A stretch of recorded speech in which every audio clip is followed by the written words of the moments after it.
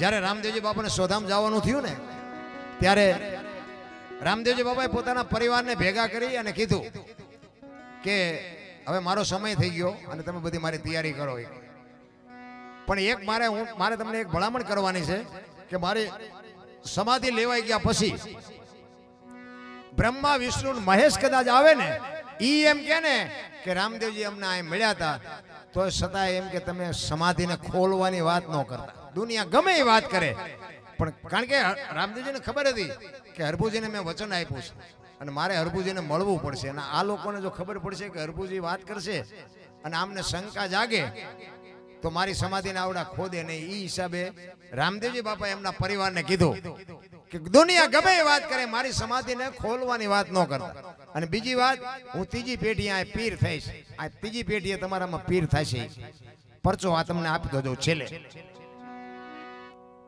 આ બધો સમય થઈ ગયો ને રામદેવજી બાપા આ બધી વાત કરી, બધા સહમત થયા અને એ બધું કાર્ય જે કઈ હતું પરિપૂર્ણ થયું. અને આ વાત ઉડતી ઉડતી ઉડતી ઉડતી હરભુજીના કાને પડી કે રામદેવજી બાપા સોધામ વૈયા ગયા. હરભુજી માનતા નથી કે ના, એ ખોટી વાત બને જ નહીં, કે એ તો વચનનો પાકો માણસ છે, મને કીધું છે હું તને મળ્યા સિવાય જઈશ નહીં. અને એ જાય કેવી રીતે? એ કે પણ અમે અહીંયા જ હતા, એ કે હોય કે ન હોય, બાકી હું અહીંયા જાઉં અને પાકું કરું ને હું અહીંયા જ્યાં પછી ખાતરી કરું ને પછી હા પાડું, બાકી ત્યાં સુધી હા ન પાડું. અહીંયાથી બાપુ ઘોડે ચડ્યા હો, બગાડ ધાટ કરતો બાપુ ઘોડો આવ્યો રણુજા, અને રણુજાના સીમાડે આવ્યા ને ત્યાં બાપુ સીમાડે રામદેવજી બાપાના ઘોડા ચરતા હતા અને રામદેવજી બાપા બેઠા હતા. અને અહીંયા હરભુજી મળ્યા બે, અને બે બથું ભરીને ભેટ્યા. અને રામદેવજી બાપાને હરભુજી કહે છે કે મેં તો આવી વાત સાંભળી હતી. એટલે રામદેવજી બાપાએ વાતનો બધો ગોળો ટોળો કરી નાખ્યો, ભાઈ આ તો દુનિયા છે, ગમે એ વાત કરે. બે કે કહુંબો આપણે ઘણા ટાઈમથી નથી પીધો, કહુંબો બનાવી કે આપણે કહુંબો પી. એ કહુંબો પીધો અને પછી જે સમાધિમાં મૂકેલી વસ્તુ હતી, રતન કટોરો, અમલની ડાબલી, વીર ગેડીઓ, પામરી, આ જે વસ્તુ હતી ને એ હરભુજીને રામદેવજી બાપાએ આપી અને કીધું કે આ તમે લઈને જાઓ. હવે આ ગામમાં બાપુ ચોરે શોકરસ આખો ડાયરો બેઠો હતો અને આમ બજારમાં ઘોડો બગાડ ચાટ કરતો આવતો હતો, અને આખો ડાયરો વિચાર કરે કે ભાઈ જો ભાઈ વિયોગીઓના ઘોડા ઉપર બેન હાલ્યો હોવાને શરમ નહીં આવતી. હવે ઈ અહીંયા આવ્યા ને પછી કીધું કે શું બધા બેઠા છો? એ કે રામદેવજી બાપા વિયાઈ ગયા 3 દી થયા, ભલા મને શું? એ કે ગાંડા જેવી વાત કરી. કે પણ રામદેવજી બાપા મને અત્યારે સીમાડે ભેગા થયા, તો કે આખું ગામ ખોટું તું સાચો. પછી આ બધી વસ્તુ બતાવી કે આ જો મને કે તમે આ રામદેવજી બાપાએ આપ્યું, અને આમને બધાને શંકા જાગી. એ કે આ તો બધું સમાધિમાં મૂક્યું હતું ને આપણે સમાધિ દઈને આવતા રહ્યા. પછી રામદેવજી બાપા માથું બારી નીકળી ગયેલા, હાલો એ કે જાવું ખોદવા. આપણા જ નથી, આપણને સમજીએ ક્યાં? આખી દુનિયા સમજે પણ આપણા જ આપણું લોહી પીવે. મીરાને કોણ નડ્યું? રાણો. પ્રહલાદને કોણ નડ્યું? એનો બાપ. નરસિંહ મહેતાને કોણ નડ્યું? એની નાત. પોતાના જ નડ્યા છે. દુનિયા તો બધી આવો આવો કરે છે, અહીંયા ઘરે જાય તો આ સોટે છે. આપણા જ નથી આપણું કાઢતા. એ આખો ડાયરો બાપુ ઉપડ્યો બધો સમાધિ ખોદવા માટે. હરભુજીએ ગયા અને સમાધિ માથે ઘા કરવાની તૈયારી કરીને બાપુ આકાશવાણી થઈ. હો, રામદેવજી બાપાએ આકાશવાણી કરી. એ કે હે તમારી જાતના કાબાઓ, મેં તમને શું કીધું હતું? એ કે હવે હું અહીંથી જઉં છું સૌરાષ્ટ્રમાં, અહીંયા કાયમ દુકાળ પડશે, હવે તમારે જે કરવું એ કરજો. અને પહેલું પીરાણું આપણું પાળિયાદ ને ગેબીનાથ. બાપુ આજે એક ગામ એવું નહીં હોય કે રામદેવજીનું બાપાનું મંદિર ન હોય, કે રામદેવજીનો નેજો ન હોય, કે રામદેવજીનું મંડળ ન હોય. કચ્છ કાઠિયાવાડ ને સૌરાષ્ટ્રની ધરતીમાં ગમે ત્યાં આંટો મારો, બધે બાપુ એના બાવટા ફરકે. અને પછી બાપુ હરભુજીને ખબર પડી કે આ તો ખરેખર મને મળવા માટે જ આવ્યો હતો બાપુ. અને પછી હરભુજી રોયા, મારા બાપ, હું તને ઓળખી ન શક્યો, હું તારા પગ ન ઝાલી શક્યો, મને ખબર નહીં તું મને મળવા જ માટે આવ્યો હતો. તું 3 દી પહેલા વિયો ગયો ને મને મળવા માટે આવ્યો ને હું તને ઓળખી ન શક્યો. ચોથા રાસુએ બાપુ હરભુજી બહુ રડ્યા છે તેથી. અરે આપણા ઇતિહાસ બાપુ જોવો, પણ આપણે છે ને આ સંસ્કારની ખામી છે. અને સંસ્કાર માટે બાપુ સારી જનેતાની જરૂર. હું આટલી બધી બહેનો બેઠી ને બહેનોને ખાસ કહું, હારા દીકરા તો બાપુ હારી મા વગર હારા દીકરા ન થાય કોઈ. ધરાવીને ધાન નો નીપજે, કુડવીને માડું નો હોય, જેળ જખરા નીપજે, જેની જનેતા હોતલ હોય, હારી મા વગર બાપુ કોઈ દી હારા. એટલે મહાપુરુષો કીધું કે જનુની જણ તો ભગત જણજે, કાં દાતા કાં સુરવીર, નહીં તો રહેજે વાંજણી, તારું મત ગુમાવજે નૂર. બાપુ આ દીકરીઓને સંતોએ ભલામણ કરી છે. હારા દીકરા નો જન્મે એક તો કે વાંજણી રહેજે. તમે જુઓ તો અમુક અમુક તો અવાડાના ડાટા કાઢે એવા આપણને એમ થાય કે આ પરજા હોય તો અમુક અમુક એ ભગવાન એકાદો દીકરો દે એકાદો દીકરો દે તો અમુક વાર એમ કહેતા કે ભગવાન આના કરતા ન દીધો હોત તો સારું હતું. આપણે એમ થાય કે આમાં દીકરાથી ફાયદો છે કે નો દીકરેથી ફાયદો છે. એક બાપા બહાર કેમ ગયા ને તે હાંજ પડી ને પછી કે મારે ઘરે જવું છે. ઓલા કે પણ શું ઘર ઘર કરો છો, 4 છોકરા છે ને ઘર ઘર ઘર કરો છો. એક મણનો નિયાકો મૂકીને કે જો હારો કોક એક આપે ને તો 4 ને ગુડવા છે. કેવા હોય છે ચારે? હે, ચારે વંટોળીઓ ઘરે લાવતા છે, કઈ નક્કી જ નહીં ને એમને. કાઉ જાજા કાગોલિયા ને કાઉ જાજા કપૂતા કડે છે મયે તો ભલે ને હકડો ભલો સપૂત. હારો બાપુ એક ગોપીચંદ કે ભરતરી જેવો દીકરો હોય કે ગંગા સતી પાનબાઈ જેવી એક દીકરી હોય ને બાપુ જન્મારો સુધરી જાય મારા રામ. કહેવાનો મારો મિનિંગ તમને અને મને એક માં ધારે એવા દીકરા કરી શકે. હું તો આ બેનોને ખાસ કહું કે ઉદરમાં સંતાનનો વિકાસ થતો હોય ને અને જન્મ થયા પહેલા રામાયણ ને ગીતાના 5-5 પાના વાંચજો. જો આપને ટેકો દેવું સંતાન ન થાય તો હું ભજન ગાવાનું બંધ કરી દઉં. રામ હારા દીકરા બાપુ એમ નામ ન થાય. હારો દીકરો દે, હારો દીકરો શું અહીંયા ગોદામ છે ત્યાંથી પાદરા તમને હારા દીકરા દઈ દે? એની માટે તો વાવણી કરવી પડે. રામ તમે જોવો ગોપીચંદ ને ભરતરી ને હરિશ્ચંદ્ર ને સીબી રાજા ને મોરધ્વજ રાજા બાપુ તમે જોવો તો ખરા. કેવડી કેવડી મા બાપની કમાણી આ દુનિયા આખી એને યાદ કરે છે. દીકરાને બાપુ મા બાપે કેવા સંસ્કાર આપ્યા છે.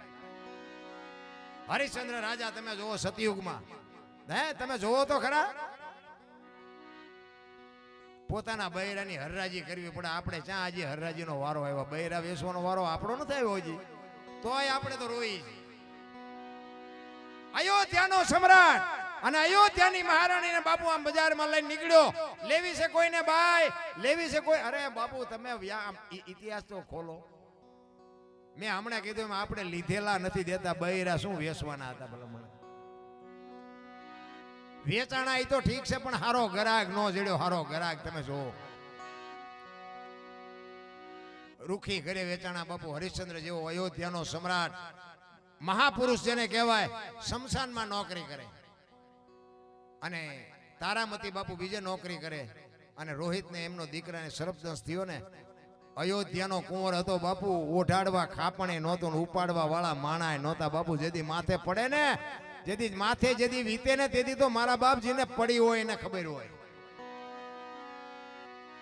ઈ તારામતીને કોકે કીધું તારો દીકરો ગુજરી ગયો અને બાપુ વાળ તોડતી તોડતી માં આવી હોય.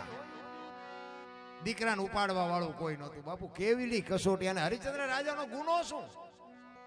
સત્યના માર્ગ ઉપર હાલવું ઈ જ ગુનો ને બીજો એનો ગુનો શું હતો?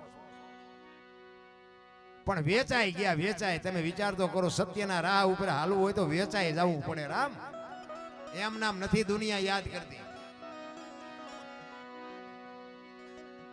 ઈ હાડી પહેરી તેની હાડી અડધી ફાડી અને દીકરાને ઓઢાડી અને ખંભે નાખીને બાપુ ઈ જોગમાયા શમશાનમાં લઈને આવી.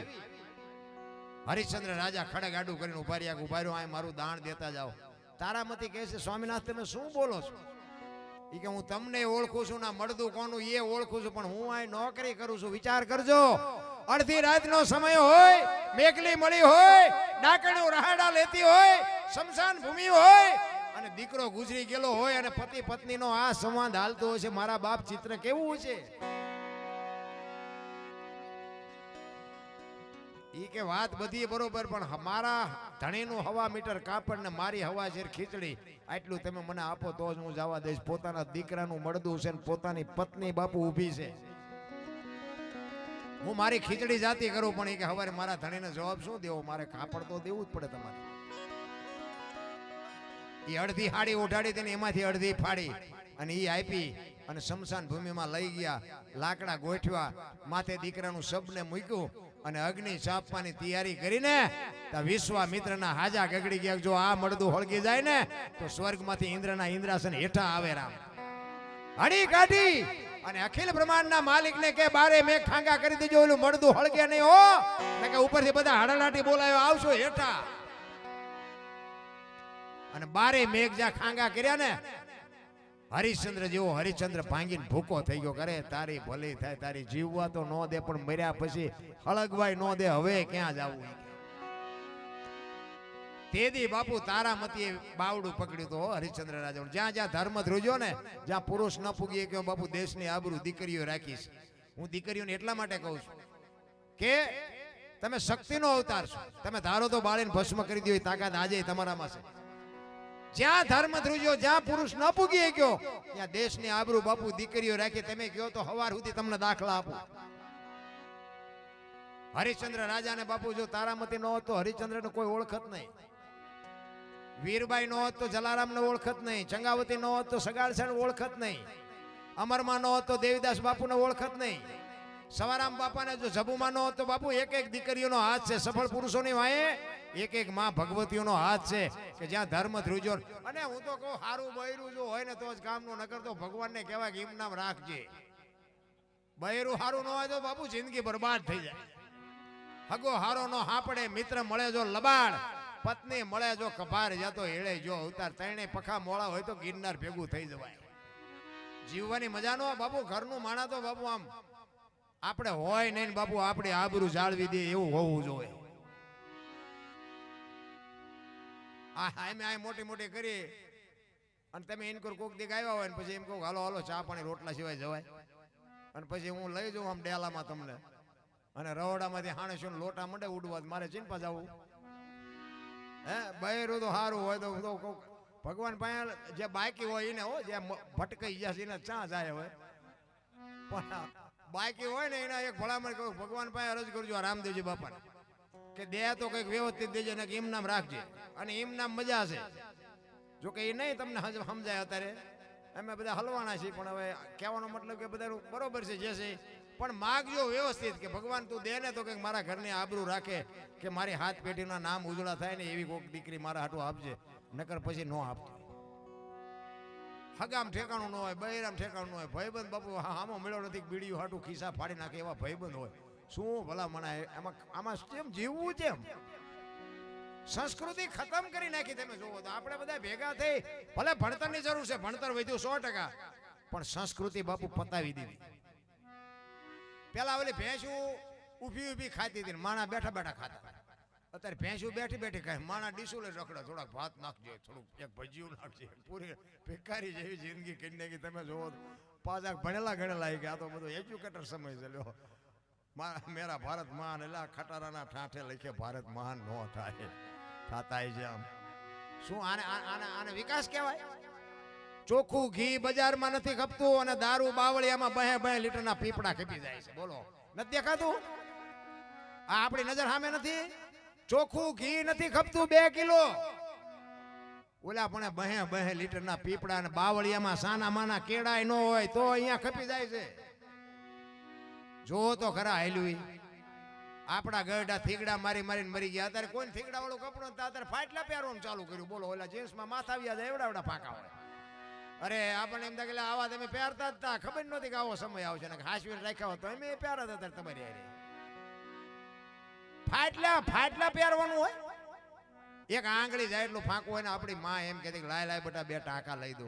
દેહના પ્રદર્શન ન હોય. રામ પાછા કહે વિકાસ વિકાસ. શું કપાળ વિકાસ છે દુનિયાનો? પથારી ફેરવી નાખી સંસ્કૃતિની. કોઈને બાપુ વડીલ હોય ને, આપણા મા બાપ હોય કે વડીલ હોય, એને કોઈને બાપુ દાંડો જ નથી નમતો, વાંકા જ નથી વળતા. ને કે હું તો એમ કહું, જીવતા જાગતા ભગવાન છે ને આપણા વડીલ છે, આપણા માત પિતા છે ને. ઈ રામા પીર ગયો તો ભલે ને, કૃષ્ણ ગયો તો ભલે ને, શિવ ગયો તો ભલે, એને તમે નમીન જાવ ને અને રામદેવજી બાપાના મંદિરમાં જાવ ને કદાચ પગે ન લાગો ને તો બાપુ એ તમારો વિરોધ ન કરે કે એની માને પગે લાગીને આવ્યો. બાપુ જિંદગીમાં ક્યાંય ન લાગવું પડે પગે. જીવતા જાગતા ભગવાન ઘરે બેઠા છે ને દુનિયામાં આટા મારે છે. અને પાછા અત્યારના ભણેલા તમને ન ખબર પડે. છોકરા મા બાપ ને એમ જ કરતા હોય, તમને ન ખબર પડે. એટલે ખબર નહોતી એટલે 100 વીઘા રાખી હતી. તું 10 વીઘાના ઉલાળિયા મીડિયો કરવા નથી ખબર અમને. પણ ચા જાય રોટલા તારી પાસે ખાવાના છે. અમે જો આ વેસન જલસા કર્યા હોત તો તું બેટા કારખાન નો સડી ગયો. અરે મારા છોકરા મારા છોકરા મારા છોકરા કરીને બાપુ કોથળા જેવા દેહ કરી નાખ્યા. અને છોકરા જો એક બટકું રોટલામાં, હું તો બેનું ને કહું કે તમારા લગ્ન થઈ જાય ને પછી તમારી હાહુ હારા છે ને એ જ તમારા માત પિતા છે. હારા સંતાન જોતા હોય, હારી પેઢી જોતી હોય ને તો એની કંઈક સેવા કરજો બાપુ. કોઈ દી સંતાન તમારું મોળું પાકે જ નહીં. તેથી હરિશ્ચંદ્ર રાજા બાપુ ભાંગીને ભૂકો થઈ ગયા ને. ચંગાવતીએ માફ કરજો, તારામતીએ કીધું કે તમે ગભરાવમાં. તેથી બાપુ દીકરી આગળ થઈ હતી. હરિશ્ચંદ્ર અયોધ્યાનો સમ્રાટ વેચાઈ ગયો, રાજ વયું ગયો, દીકરો મરી ગયો, બૈરું બાપુ બીજે વેચાણું, તોય ડગ્યો નહોતો. અને છેલ્લે દીકરાને બાપુ જયારે હળગવા ન દીધો ને ત્યાં બાપુ હારી ગયો. એક રાજા જેવો રાજા બાપુ હારી ગયો અને બેહી ગયો હેઠે, જેમ ગળઠો પડી ગયો બેહને એમ બેહી ગયો. અને તેથી તારામતીએ કીધું કે તમે ગભરાવમાં, હું તમારી હારે છું. એ કે તમારી પાસે ખડગ છે ને, તલવાર છે ને? તો કે હા. તો કે દીકરો દીકરાના રસ્તે વી ગયો છે? તો કે હા. અને હવે આ ખડગથી મારું માથું ઉતારી લ્યો. એ કે હવે બીજો કોઈ રસ્તો નથી, પછી તમારે જીવવું હોય તો જીવજો ને મરવું હોય તો મરી જાયજો. બાપુ બૈરું આવવું જોઈએ. પછી હરિચંદ્રે કીધું કે હા ઈ તમારી વાત સાચી. કે મને આને ભગવાનને અરજ કરવા માંડ્યો, વાહ મારા બાપ, તે મને જે અડધું અંગ આપ્યું છે ને, છેક થી છેક સુધી મને સહકાર આપ્યો, ખરેખર ધન્યવાદ છે. એના માતા પિતાને ધન્યવાદ છે કે અત્યાર સુધીમાં એને કોઈ દી મને મોળો જવાબ નથી આપ્યો.